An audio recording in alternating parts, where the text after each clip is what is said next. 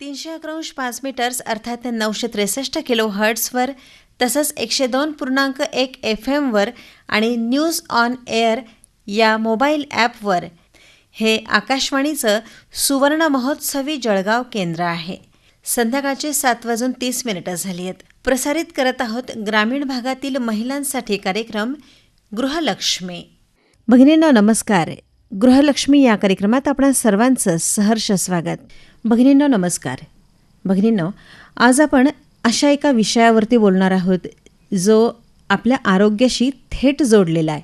सध्याच्या या काळामध्ये शुद्ध आणि विषमुक्त अन्न ही काळाची गरज बनली आहे आणि बाजारामध्ये मिळणाऱ्या भाज्यांवरती होणारा रसायनांचा मारा मात्र बघितल्यानंतर अनेकांना स्वतःची बाग असावी असं वाटतं. पण ही बाग पूर्णपणे जैविक म्हणजेच ऑर्गॅनिक पद्धतीनं कशी फुलवायची याच आपल्या महत्त्वाच्या विषयावरती आपल्याला मार्गदर्शन करण्यासाठी आज आपल्यासोबत आहेत एक तरुण आणि उत्साही अर्बन फार्मर म्हणजे दिव्या देवरे. त्यांनी आपल्या घराच्या छोट्याशा जागेमध्ये आणि थोडंफार गच्चीवरती सुद्धा जैविक पद्धतीनं नंदनवन फुलवलं आहे. चला तर मग आज त्यांच्याकडून जाणून घेऊयात जैविक परसबागेचं गणित. दिव्याताई, आपलं स्वागत आहे आकाशवाणीच्या स्टुडिओमध्ये. धन्यवाद मॅडम. मला सुरुवातीला हे सांगा की आजच्या या धावपळीच्या युगामध्ये जिथं तरुण पिढी तंत्रज्ञान आणि करिअरमध्ये व्यग्र आहे, तिथं तुम्ही परसबाग आणि जैविक शेती या क्षेत्राकडे कशा वळालात आणि ही प्रेरणा तुम्हाला कोणापासून मिळाली? अच्छा, नमस्कार भगिनींनो. सर्वात आधी मी एक म्हण तुमच्यासमोर सांगेल. आपली जी जुनी म्हण आहे की आरोग्य ही सर्वात मोठी संपत्ती आहे. आपण कुठलंही काम तेव्हा करू शकतो जेव्हा आपलं आरोग्य हे व्यवस्थित राहील. आणि ते करण्यासाठी आपल्याला फक्त एवढंच नाही की आपण आपल्या रोजच्या रुटीनमध्ये जे एक्सरसाइज करतो की त्याच्याने आपलं आरोग्य चांगलं असं काही नाही.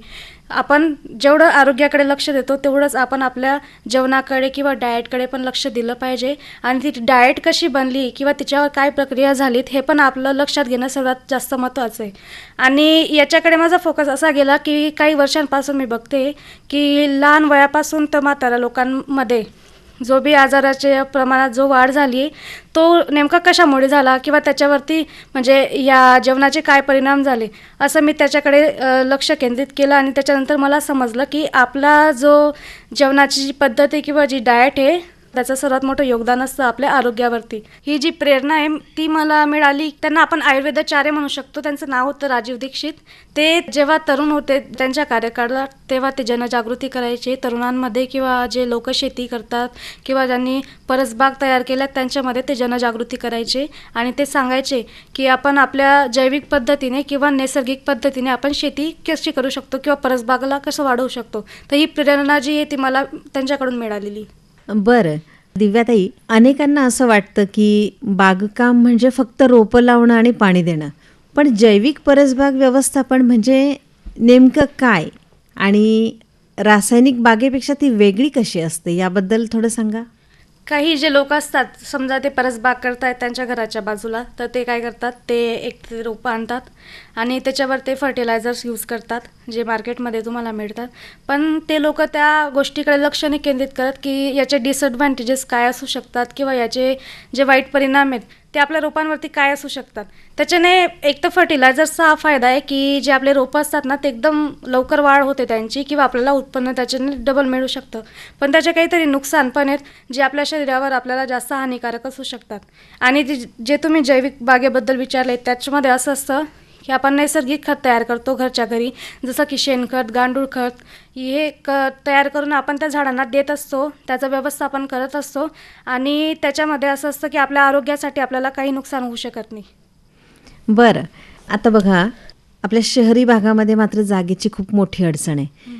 जर एखाद्या तरुणीला किंवा गृहिणीला अगदी लहान जागेमध्ये किंवा गच्चीवरती बाग सुरू करायची असेल तर तिनं सुरुवातीला कशी तयारी करायची? ती आपल्या जे गॅलरी असते किंवा आपला जो टेरेस असतो त्याचं ती पहिले मोजमाप करू शकते की त्या जागेमध्ये ती किती उत्पन्न करू शकते किंवा किती रोपं उगवू शकते. त्यानुसार तिने ते केलं पाहिजे. किंवा मग आपल्या बाजूला घराच्या बाजूला जी पडीत जागा असते आपण त्याच्यावर पण असे नवीन नवीन प्रयोग करू शकतो. आणि मला तरुणांना हे सांगायचं की आपण ह्या गोष्टीबद्दल जेवढी जास्त जनजागृती करू तेवढं आपलं आरोग्य जे ते व्यवस्थित राहू शकतं. पण कुठलंही काम करण्याआधी आपल्याला त्या गोष्टीचा अभ्यास करणं हे खूप महत्त्वाचं आहे. कारण जैविक शेती जरी आपण घरच्या घरी खतं तयार करतो, त्यासाठी पण काही प्रमाण दिलेलं आहे. त्यासाठी काय वस्तू लागतात, किती लागतात, त्याचा आपण पहिले अभ्यास केला पाहिजे आणि त्यानंतर आपण ती शेती सुरू केली पाहिजे. किंवा असंही होऊ शकतं की तुमच्या शहरामध्ये किंवा तुमच्या आजूबाजूला कोणी जर अशी शेती करत असेल तर तुम्ही त्यांना भेट द्या किंवा तुम्ही त्यांना विचारा, त्याबद्दल माहिती विचारा आणि त्यांच्या अनुभवावरून तुम्ही शिका आणि मग तुम्ही तुमच्या घरी ती चालू करू शकता. हो, नक्कीच. दिव्याताई, तुमच्याकडे सुद्धा परसबाग आहे. साधारण किती जागा आहे ज्याच्यामध्ये तुम्ही परसबाग सुरू केली? माझ्या घराच्या बाजूला एक मोठी जागा आहे जी साधारणतः 2,500 स्क्वेअर फूट असू शकते. अंदाजे 2,500 स्क्वेअर फूट असू शकते आणि त्यावर मी असा प्रकल्प चालू केला आहे. म्हणजे ते माझं अचानक लक्षात आलं होतं की आपल्या बाजूला एवढी पडीत जागा आहे, तिथे कोणी राहत नाही, काही नाही, मग आपण त्याचा काहीतरी चांगला उपयोग करू शकतो. तर मग मी ते असं करायला सुरुवात केली. पहिली तर मी हे जे होतं ते इंटरनेटवर पाहिलं आणि राजीव दीक्षितांना मी आधीपासून खूप ऐकते. कारण त्यांचे जे प्रयोग असतात ना ते सगळे आपले नैसर्गिक किंवा आयुर्वेदिक असे प्रयोग असतात. तर मी ते युट्यूबवर सारखं ऐकत राहायची. आणि मुळात आमच्याकडे एक गाय आहे, तर शेणखत बनवायला आम्हाला एकदम सोपं जातं ते, आमची स्वतःची गाय असल्यामुळे. तर आम्ही ते शेणाचा वापर करतो.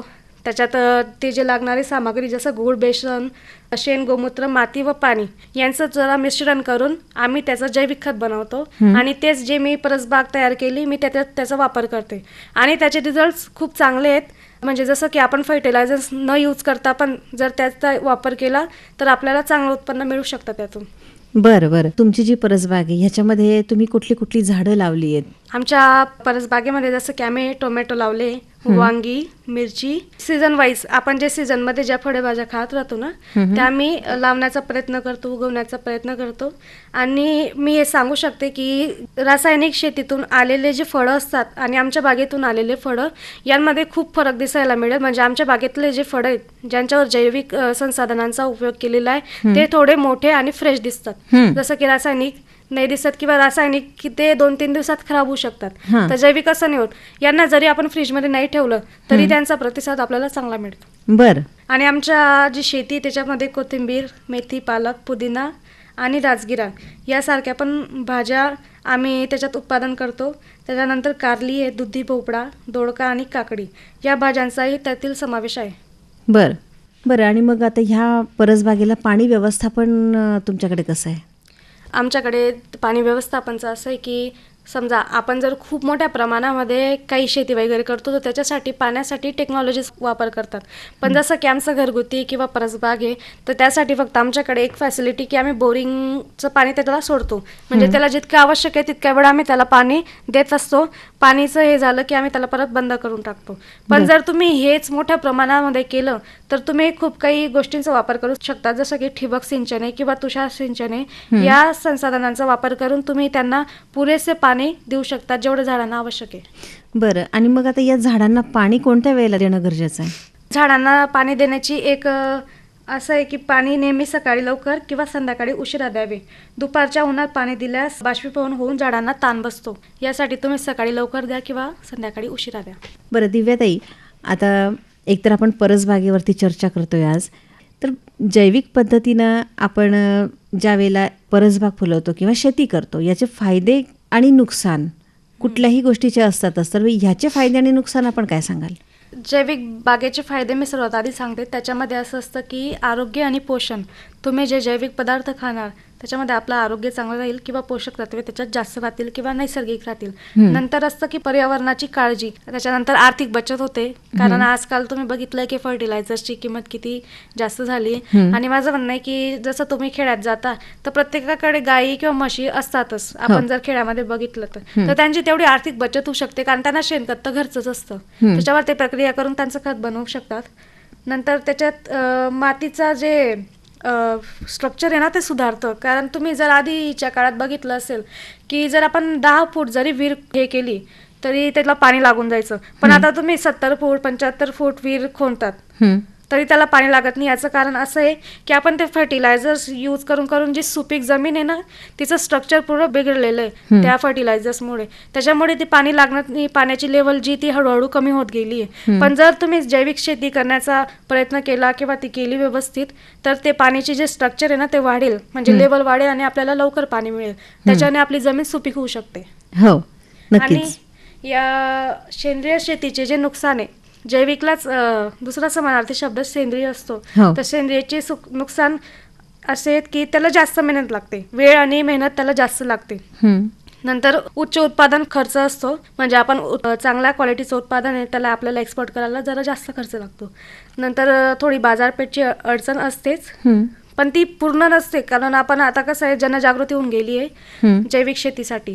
तर मग बाजारपेठची थोडीफार अडचण येऊ शकते आणि कीड व रोगांचा धोका असतो, पण त्याला पण आपल्याला थोडेफार जे सुझाव आहेत ते आहेत आपल्याकडे की आपण कीडला कसं वाचवू शकतो. हं, हं, हं. बरं, आणि तुम्ही काय सांगाल की का करावी जैविक शेती?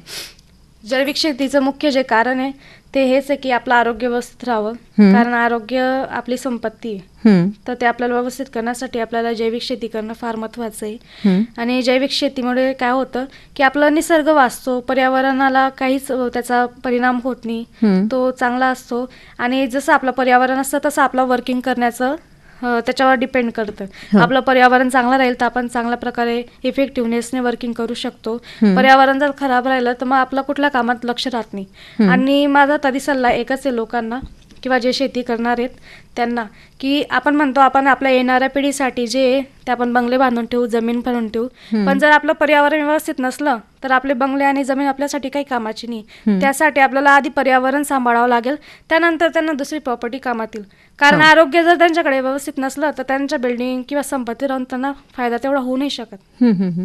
बरं, आता थोडंसं आपण रासायनिककडे वळूयात.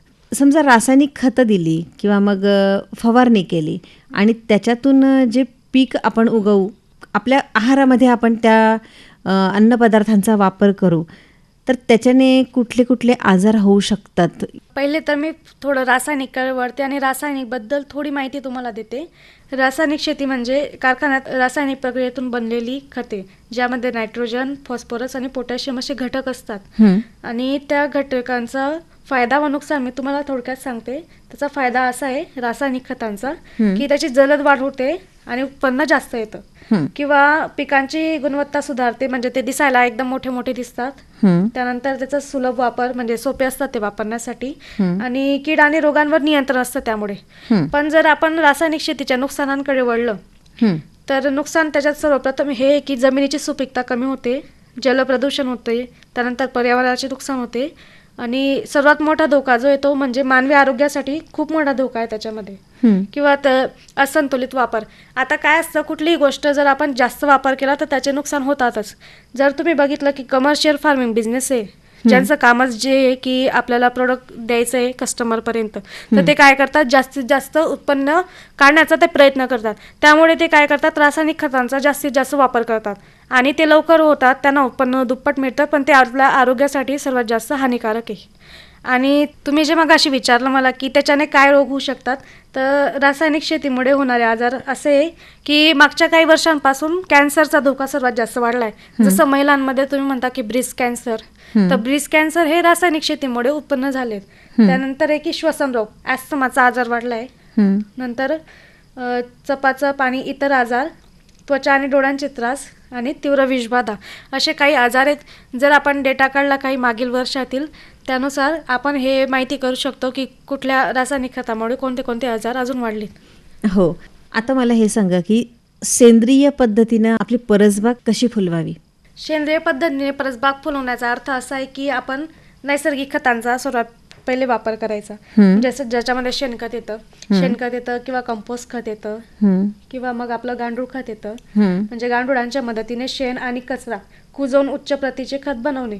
म्हणजेच आपण आणि किंवा मग आपण सेंद्रिय खताचे मिश्रण कसे बनवतो, तर त्याच्यामध्ये मी सर्वात आधी सांगितलं होतं की गूळ, बेसन, शेण आणि गोमूत्र याचं मिक्सचर करून आपण त्याला काही दिवस ठेवू शकतो. काही दिवस ते पूर्ण तयार झालं नाही, मग ते आपण आपल्या शेतीत टाकायचं. हं. आणि जर आपल्याला कीड व रोगांचं नियंत्रण करायचं असलं तर त्यासाठी आपण निंबोळी अर्क, म्हणजे जसं की कडुलिंबाच्या बिया आणि पानांपासून बनलेलं जे अर्क असतं ना, त्याला कीटकनाशक म्हणून वापरू शकतो. तर आपण अशी जैविक शेती करू शकतो. किंवा मग आपण मित्र कीटकांचा वापर करू शकतो. म्हणजे जसं की पिकाच्या नुकसान करणारे जे किडे असतात ना, त्यांना खाणारे जे मित्र कीटक असतात ते शेतात आपण वाढवू शकतो. आणि त्याच्यात सगळ्यात महत्त्वाची गोष्ट आहे ते बियाणे. जे प्रक्रिया न केलेले पारंपरिक आणि स्थानिक बियाणे आहेत ना, त्याचा पण आपण वापर करू शकतो. त्यानंतर असतं आपलं की पाणी व्यवस्थापक. मी आधीच सांगितलं होतं की जसं की ठिबक सिंचन आणि तुषार सिंचन याचा वापर करून आपण पाणी किती द्यायचं, किती वेळ ठेवायचं, त्याचा आपण वापर करून त्या गोष्टीला, सेंद्रिय खताला त्याचा फायदा होऊ शकतो. समजा तुम्ही आत्ताच सांगितलं सुरुवातीला की तुमच्याकडे साधारण 2,500 स्क्वेअर फूट प्लॉटमध्ये तुम्ही परसबाग फुलवलेली आहे. मग ह्याच्यामध्ये जे तुम्हाला उत्पादन मिळतं तर हे बाजारपेठेपर्यंत आपण नेतात की स्वतःच घरी या सगळ्यांचा वापर होतो? जसं की मी तुम्हाला सांगितलं की 2,500 स्क्वेअर फूटमध्ये मी माझे जैविक पदार्थ जे पिकवलेत, जसं की फळभाज्या वगैरे, मी तुम्हाला त्याची नावे सांगितली. तर त्याचं काय असतं की आम्ही जोपर्यंत म्हणजे आम्हाला घरापुरते आम्ही थोडे शिल्लक काढतो, त्याच्यानंतर आमच्या इथे एक लोकल बाजार पडतो, जसा की बुधवारचा बाजार आमच्या एरियामध्ये, आम्ही तिथे देतो ते विकायला. किंवा मग आमच्या आजूबाजूला किंवा कॉलनीत राहणारे जे लोक आहे ज्यांना हे माहिती की आम्ही अशी बाग तयार केलेली जिथे सगळे जैविक खत वापरली, तर त्यांची पण आमच्याकडे भरपूर मागणी असते की तुम्ही आम्हाला द्या. तर मग आम्ही त्यांना ते देतो. किंवा मग आम्ही बाजारपेठातच देतो, जे लोकल बाजारपेठ आहे. पण जर तुम्हाला जर जास्त प्रमाणात याचा विकायचं असेल तर तुम्ही काही जे ऑनलाईन म्हणजे वेबसाईट्स आहेत त्याच्यावर विकू शकतात. किंवा काही लोकांशी कनेक्टेड, जसं की ग्रुप फार्मिंग असते. ग्रुप फार्मिंगमध्ये असं असतं की सगळे शेतकरी मिळून एक गट बनवतात. त्या गटात जितक्या जणांचं उत्पन्न आहे ते एकत्रित करतात आणि ते एक्सपोर्ट करतात. तर तुम्ही अशा लोकांची मदत घेऊ शकतात. त्यासाठी तुम्हाला त्याचा अभ्यास पूर्ण करावा लागेल. आपल्याला माहिती करावं लागेल की आपल्या आजूबाजूला असे कोणते फार्मिंग बिझनेस आहेत, त्यांना जाऊन तुम्हाला भेट द्यावी लागेल. त्याच्यानंतर तुम्हाला तिथून हळूहळू माहिती पडेल की इथे असे बाजारपेठ आहेत किंवा असे गट आहेत ज्याच्यामध्ये तुम्ही जाऊ शकतात आणि तुमचं योगदान देऊ शकता. हो, नक्कीच. आता ही परसबाग फुलवणं या विषयावरती तर आज आपण बोलतोय, पण थोडंसं याच्यामध्ये शेतीचा सुद्धा समावेश करून एक प्रश्न मी तुम्हाला विचारते की तुम्ही टेक्नॉलॉजीज कुठल्या सांगाल? जर आपल्याला शेतीमध्ये जर आपल्याला जैविक शेती करायची तर त्याच्यामध्ये भरपूर टेक्नॉलॉजी आहे. जसं की आपण एक देश आहे इस्रायल. इस्रायल हा पूर्णपणे टेक्नॉलॉजीवर बेस्ड देश आहे. तर इस्रायलमध्ये काय करतात, शेतकरीचा एक असा स्पेशल रूम असतो टेक्नॉलॉजीचा. तो काय करतो, तो रोज शेतात फेरफटका मारत, तो त्या रूम मध्ये जातो. तिथे तो चेक करतो कॉम्प्युटरवर की आता कोणत्या झाडाला किती पाण्याची गरज आहे, आणि ते कंट्रोल रूम मधून तो तिथे बटन दाबून तो त्या झाडाला पाणी देत असतो. तर त्याचा असा वापर होऊ शकतो. आणि त्याच्यात सर्वात महत्त्वाची जी गोष्ट आहे, जर आपल्याला त्याच्यात टेक्नॉलॉजी ऍड करायचीच आहे शेतीमध्ये, तर त्याच्यामध्ये तुम्हाला 80% ही सबसिडी मिळू शकते सरकारकडून. तर तुम्ही त्याचा पण थोडा अभ्यास केला पाहिजे किंवा त्याचा शोध लावून जी टेक्नॉलॉजी असते त्याचा पण वापर केला पाहिजे. कारण कसं असतं, टेक्नॉलॉजी वापरल्याने आपल्याला जरा हवामानाचा जो आहे तो अंदाज येऊन जातो की आपल्याला केव्हा कोणती गोष्ट केली पाहिजे असं, आणि त्याच्यामुळे आपल्याला जास्त उत्पन्न मिळायला मदत होते. बरं, आता जैविक पद्धतीनं बागकाम करत असताना सुरुवातीला काही अडचणी येतात का? समजा एखाद्या रोपावरती कीड पडली तर मग घाबरून न जाता घरगुती स्तरावरती काही उपाय करता येतात का? आता जसं की सगळ्यांना जी सवय पडली आहे, आता काही लोक आहेत की त्यांना जास्तीत जास्त रासायनिक खते वापरण्याची किंवा मग रासायनिक शेती करण्याची जी सवय पडली, आता ते काय असतं की जैविक शेती म्हटल्यानंतर ते थोडं घाबरतात की आपलं उत्पन्न कमी होऊन जाईल का किंवा आपल्याला नुकसान होईल का.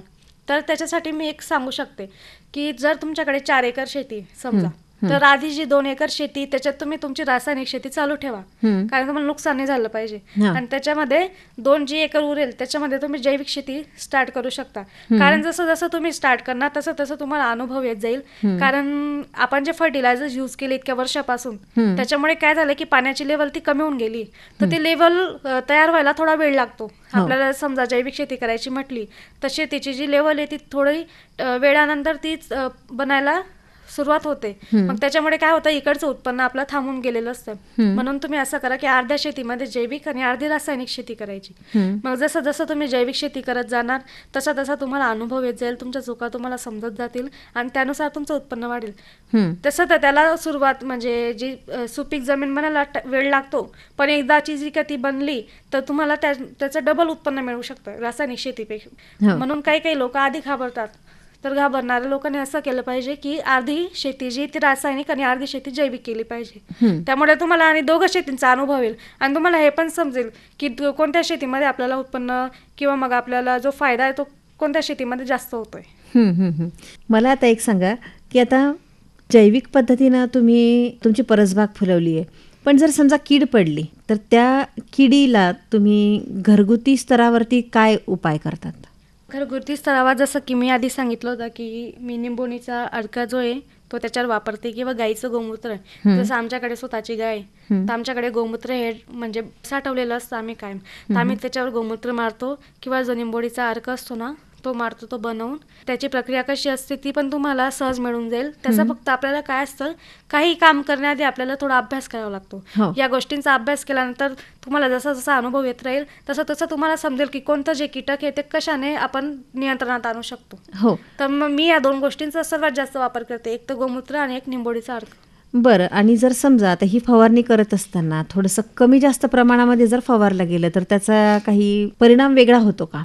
त्याचा परिणाम म्हणजे जसं की आपण नैसर्गिक संसाधनाचा वापर करतोय असं मी म्हणू शकते की नैसर्गिक वापरल्याने खूप जास्त तर काही परिणाम होत नाही, पण आपल्याला त्याचा थोडा अंदाज येऊन जातो. जसं की आपण जैविक शेती करत असतो ना त्यामध्ये आपल्याला थोडा थोडा अंदाज येत राहतो की ह्या झाडाला किती गरज आहे, किती अर्काची गरज आहे किंवा किती गोमूत्राची गरज आहे, हे आपल्याला आपण अंदाजाप्रमाणे करू शकतो.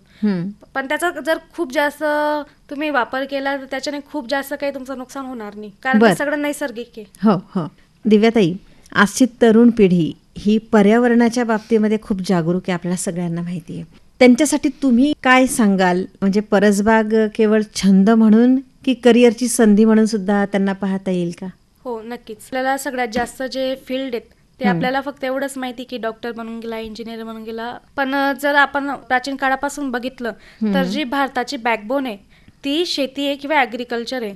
आणि आपल्याकडे जे वातावरण आहे ना ते दुसरं कुठे नाही आहे. तर आपण आपल्या शेतीमध्ये पण खूप जास्त उत्पन्न काढू शकतो आणि आपण अशा परसबागेंच्या मदतीने आपलं साईड इन्कम जे म्हणतात, म्हणजे तुम्ही कॉलेजही करू शकतात आणि तुमचं शेती करायला काही दिवसभर शेतीत बसून नाही राहावं लागत. त्याचा एक स्पेसिफिक टायमिंग असतो, तुम्ही तुमच्या वेळेनुसार करू शकता. फक्त एवढं की त्याचं मॅनेजमेंट तुमच्याकडे असलं पाहिजे आणि तुम्ही जर त्याच्यात जास्त थोडं उत्पन्न काढलं समजा तुमच्या परसबागेमध्ये तर ते तुम्ही एक्सपोर्ट करू शकतात किंवा तुमच्या जवळच्या बाजारपेठमध्ये विकू शकतात आणि अशी तुम्ही इन्कम चालू करू शकतात. आणि जसं जसं तुम्ही करत जाणार तसं तसं तुम्हाला अनुभव येत जाईल आणि तुम्हाला काही ज्या कंपन्या असं करतात ऑलरेडी, ज्या परसबागेत संबंधित जे कार्य करतात ते तुम्हाला समजत जाईल, तुम्हाला नवीन नवीन संधी त्यात मिळत जाईल आणि तुम्ही ते एक करिअर म्हणून सुद्धा स्वीकारू शकता. हो, नक्कीच. दिव्याताई, आज तुम्ही या ठिकाणी खूप सोप्या शब्दामध्ये समजावून सांगितलं की आरोग्यदायी जगण्यासाठी स्वतःचं अन्न स्वतः पिकवणं हे किती आनंददायी असू शकतं. तुमच्या या परसबागेच्या प्रवासामुळे ना अनेक तरुणींना आणि महिलांना नक्कीच प्रेरणा मिळेल असं मला वाटतं. ही एक छोटीशी सुरुवात ही भविष्यातील मोठ्या बदलाची नांदी ठरू शकते. रासायनिक खतांचा त्याग करून जैविकतेकडे वळणं हीच खरी काळाची गरज आहे. तुम्ही आज वेळ काढलात आणि इतकं मोलाचं असं मार्गदर्शन या ठिकाणी केलं त्याबद्दल आकाशवाणी परिवाराच्या वतीनं आणि समस्त शेतकरी बांधवांच्या आणि भगिनींच्या वतीनं खूप खूप धन्यवाद. धन्यवाद मॅडम, तुम्ही मला ही संधी दिल्याबद्दल. आणि माझं एकच इंटेन्शन होतं यामागचं की जे माझ्या वयाचे जे लोक आहे त्यांच्यामध्ये थोडी जनजागृती झाली पाहिजे आणि त्यांना एक करिअर संधीसुद्धा मिळाली पाहिजे. हो, नक्कीच. भगिनींनो, तुम्हीसुद्धा आजच तुमच्या घराच्या कोपऱ्यात एक छोटंसं रोपटं लावून या जैविक प्रवासाची सुरुवात करा. पुन्हा भेटूयात अशाच एका नवीन विषयासह. तोपर्यंत थांबूयात. 311.5 मीटर्स अर्थात 963